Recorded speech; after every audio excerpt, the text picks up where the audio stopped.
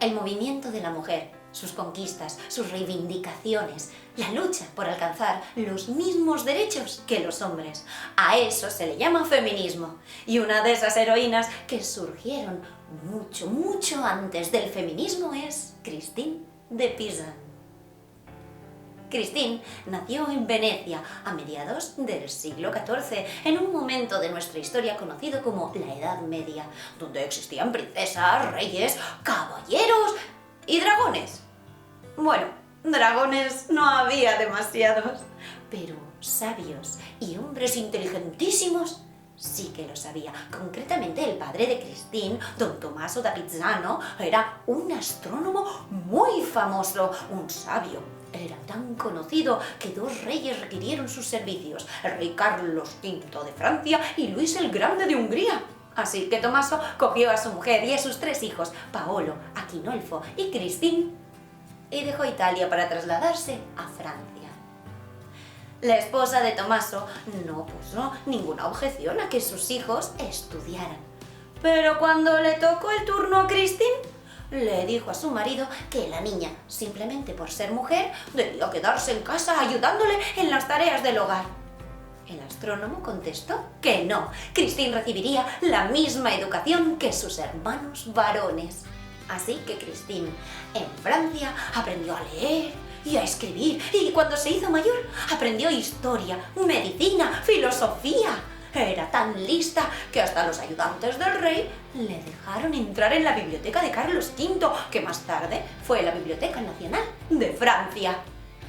Estar tan cerca de los libros llevó a la joven Christine a escribir sus propias historias y a relatarlas a los servidores del monarca. En aquel tiempo, un padre intentaba casar a sus hijas con hombres que tuvieran mucho dinero. Normalmente la esposa era una simple niña de 13 o 14 años y el marido un viejo carcamal forrado de dinero. Pero una vez más, Tommaso trató a su hija de un modo muy especial. El sabio utilizó todas sus influencias en la corte para buscar un marido adecuado para Christine. No fue un viejo noble, ni mucho menos. Era un muchacho de una edad semejante a la de Christine, que por entonces tenía 15 años. Era Etienne de Castel, notario y secretario del rey. Pero Tommaso no eligió a aquel muchacho porque tuviera mucho dinero, sino porque también era muy buena persona. Y acertó. Christine se enamoró de Etienne, se casó con él y tuvieron 3 hijos. Pero ya por entonces, la suerte de nuestra protagonista estaba a punto de darle la espalda.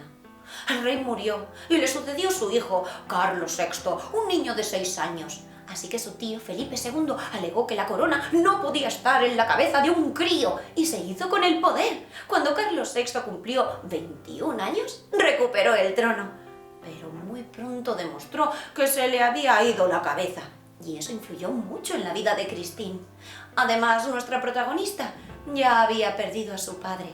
Murió el mismo año que se casó. 4 años después murió su marido. Sus hermanos estaban lejos, en Italia, y tenía a su cargo a sus 3 hijos y a una madre ya mayor. Pero Christine era inteligente, valiente y no se iba a dar por vencida tan fácilmente. Así que actuó en contra de lo que la sociedad esperaba de ella. Se convirtió en un hombre y trabajó como tal. Christine de Pisan se hizo cargo de un scriptorum, un taller de escritura, y su trabajo consistía en supervisar y corregir a los maestros calígrafos, a los encuadernadores y a los miniaturistas. Un trabajo destinado a los hombres. Como tenía tiempo libre, Christine siguió escribiendo baladas, sonetos, poemas, canciones, y se los mandaba a nobles y gente influyente. A todo el mundo le gustaban, tanto que le encargaban más y le pagaban por escribirlos. Y se hizo tan popular que no tardó en dejar el scriptorum y dedicarse solo a escribir. En ese tiempo escribió las epístolas de Tea a Héctor, una colección de 90 cuentos, un poema largo titulado Libro de la mutación de la fortuna. Y a lo largo de su vida firmó más de 300 baladas y un montón de poemas. Pero atención, que llegamos a un momento clave en la vida de Christine. el año 1400. En aquel tiempo se hacían debates sobre antiguos textos escritos por otros autores. Eran querelles. Christine participó en una querelle de Lagos. Este debate giró en torno al poema de Román de Lagos. En él se hablaba de una mujer de una manera muy despectiva. No era más que un objeto sexual, no tenía voz ni voto en el matrimonio, se convertía más en un mueble decorativo que en un ser humano con sentimientos, ideas e intereses. Christine en ese momento se levantó y dijo muy claro, no. Gracias a la educación que había recibido, Christine no estaba de acuerdo con la idea extendida de que una mujer era inferior a un hombre. Esa condición no era lógica ni natural. La mujer estaba por debajo del hombre porque no recibía una educación adecuada. Por lo tanto, era una condición cultural. Si la mujer aprendía a leer, a escribir, si podía estudiar, podía ser igual o mejor que cualquier hombre. En 1405, Christine escribió La ciudad de las damas. Es una historia ficticia que habla de una ciudad dirigida por 3 reinas, razón, rectitud y justicia. Es una ciudad habitada solo por mujeres, auténticas heroínas de la historia. Mujeres que gracias a su sabiduría, fe o comportamiento habían contribuido a que la sociedad, nuestra sociedad, mejorara. Hablamos de guerreras, filósofas, poetas, científicas, mártires, santas o reinas. Christine escribió durante mucho tiempo. Hizo hasta una biografía sobre el difunto rey Carlos V.